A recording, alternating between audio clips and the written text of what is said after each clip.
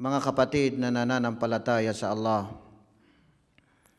ang magiging paksa natin sa ngayon sa pamamagitan ng maikling oras lamang, mga kapatid, ay ang tinatawag na pagiging makatao. Makatao, mga kapatid. Ibig sabihin nito sa wikang Arabic ay ito ang tinatawag na ar-rifq. Ibig sabihin ay ang pagiging makatao. Ilan sa mga pantas, mga kapatid na nananampalataya sa Allah ay nagsabi na sinabi nila na ar-rifq huwa layyinul janib bil qawli wal fi'l wal akhdhu bil ashal. Ibig sabihin nito, mga kapatid, pagiging makatao ay ang pagiging mahinahon ng sarili sa pamamagitan ng pananalita o kaya ay pagsasagawa at pagpili sa anumang higit na mas magaan. Kapag mayroong dalawang bagay o ilang bagay na pipilian, ay ang kukunin ay yung higit na mas magaan, mga kapatid na nananampalataya sa Allah. Tingnan ninyo ang isang Aarabi, isang probinsyano na dumating sa masjid. Umihi ang probinsyanong ito, mga kapatid, sa gilid ng masjid. Dahil dito ay hindi nakatiis ang mga sahaba ni Propeta Muhammad sallallahu alaihi wasallam. Balak nilang sampalin ang lalaking ito na probinsyano na umihi sa gilid ng masjid. Napansin sila ni Propeta Muhammad sallallahu alaihi wasallam at pinigilan sila ni Propeta Muhammad sallallahu alaihi wasallam. Subalit pinag-utusan ni Propeta ang kanyang mga sahaba na kumuha sila ng pinggan na mayroong tubig at buhusan lamang ng tubig ang ihi ng lalaking ito, mga kapatid na nananampalataya sa Allah. Kung mayroon tayong makita na kahalintulad nito, huwag tayong padalos-dalos na pagagalitan na natin ang tao o kaya ay ano man ang sasabihin natin sa kanya, sapagkat kapag ginawa natin yon, hindi naman natin na isagawa ang tinatawag na rifq, ang tinatawag na pagiging makatao, mga kapatid na nananampalataya sa Allah. Si Propeta Muhammad sallallahu alaihi wasallam, kapag mayroong dalawang bagay na papipiliin siya, alam natin ito lahat, mga kapatid na nananampalataya sa Allah. Ma khuyira bayna amrayni illa ikhtara aysarahuma malam yakun ithman. Ibig sabihin ito, mga kapatid, ayon sa naisalaysay ni Aisha radhiyallahu anha, na kung saan ay si Propeta Muhammad sallallahu alaihi wasallam hindi siya pumipili sa dalawang bagay, maliban lamang sa ang pinipili ni Propeta Muhammad sallallahu alaihi wasallam ay ang pinakamagaan nito, mga kapatid na nananampalataya sa Allah. Ano pa ang isang hadith na sinabi ni Propeta Muhammad sallallahu alaihi wasallam? Yassiru wala tu'assiru, wabashiru wala tunaffiru. Kayo ay magpapagaan. Kayo ay magpapagaan. Ang kunin ninyo ay yung higit na magaan. Yassiru wala tu'assiru. At huwag kayong magpapahirap. Dahil, mga kapatid, ang sa atin lamang bashiru.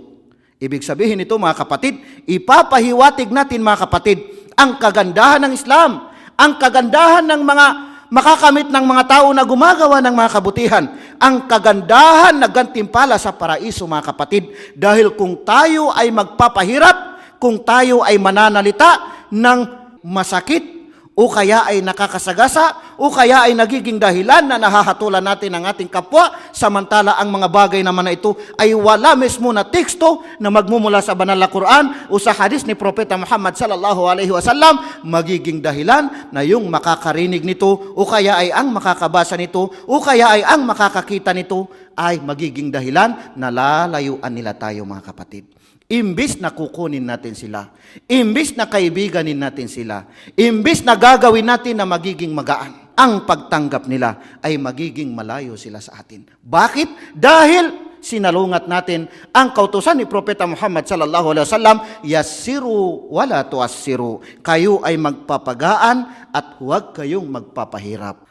Mga kapatid na nananampalataya sa Allah, hindi magkapareho ang kabutihan at kasalanan. Bagamat makikita natin ang talata sa banal na Quran na sabi ng Allah subhanahu wa ta'ala, wala tastawil hasanatu wala sayyi'ah idfa' billati hiya ahsan. Makikita natin ang talatang ito mga kapatid sa Suratu Fussilat na kung saan ay sinabi ng Allah subhanahu wa ta'ala ayon sa kahulugan ng talatang ito, wala tastawil hasanatu wala sayyi'ah, hindi magkapareho ang kabutihan at ang kasamaan. Idfa' billati hiya ahsan. Itaboy ninyo, sabi ng Allah, ang gawaing masama sa pamamagitan ng gawaing mabuti. Itaboy ang gawain na masama at ang nararapat na gawin ay yung mga kabutihan, mga kapatid na nananampalataya sa Allah. Ar-rifqu bin nas. Ibig sabihin nito mga kapatid ay ang pagiging makatao sa mga tao. Pagiging makatao sa mga tao. Sang-ayon naman sa ating huwaran na si Propeta Muhammad sallallahu alaihi wasallam na siya na yung pinaka makatao sa lahat ng mga tao, para sa mga tao. Kung bakit mga kapatid na nananampalataya sa Allah, makikita natin ang kasaysayan na si Propeta Muhammad sallallahu alaihi wasallam, bagamat ito ay naalaala natin na noong dumating ang isang lalaki kay Propeta Muhammad sallallahu alaihi wasallam na siya ay naghihingi. Bagamat siya ay naghihingi ng pagkain, subalit ang kanyang pananalita ay masakit at hindi maganda ang kanyang pananalita, hindi naman nagugustuhan ng mga sahaba ang pananalita ng lalaking ito. Siya pa ang naghihingi, siya pa yung nananalita ng masakit na pananalita kay Propeta Muhammad sallallahu alaihi wasallam. Subalit nang marinig ito ni Propeta Muhammad sallallahu alaihi wasallam ay ngumiti lamang si Propeta Muhammad sallallahu alaihi wasallam. Pagkatapos ay binigyan ni Propeta Muhammad sallallahu alaihi wasallam ng makain o kaya ay pagkain. Ano ang sabi ng Allah subhanahu wa ta'ala? Fabima rahmatin minallahi linta lahum walau kunta fazzan ghalizal qalbi lam faddu min hawlik.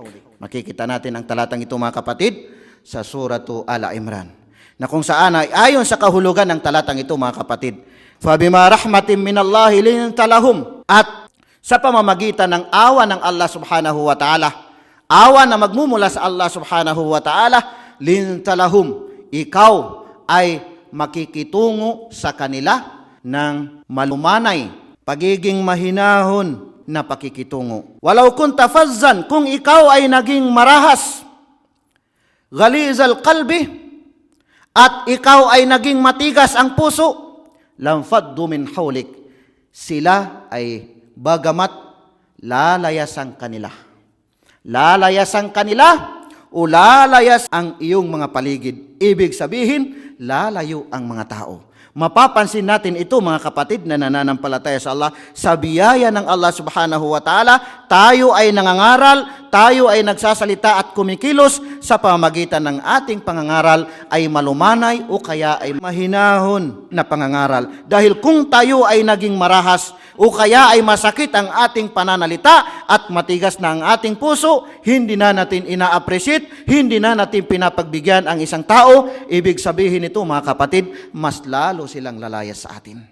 Kaya yun yung tinatawag mga kapatid na pagiging makatao sa mga tao, na kung saan ay sikapin natin mga kapatid na nananampalataya sa Allah na ipakita natin sa mga tao, Muslim man o hindi Muslim, ipakita natin na ang ating pagkatao ayon o alinsunod sa ating relihiyon na tinatawag na relihiyong Islam.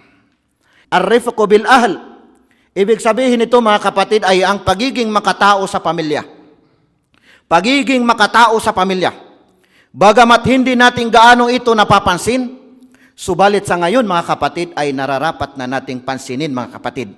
Pagiging makatao sa pamilya, na kung saan ay makikita naman natin ang maikling kasaysayan na si Umar bin al-Khattab radiyallahu anhu, na kung saan ay si Umar ay nakahiga si Umar at mayroong pumasok o dumating na isang lalaki. Nakita ng lalaking ito si Umar na mayroong kasamang mga bata, mga anak ni Umar bin al-Khattab radiyallahu anhu, na naglalaro sila dito sa tiyan ni Umar. Naglalaro ang mga bata.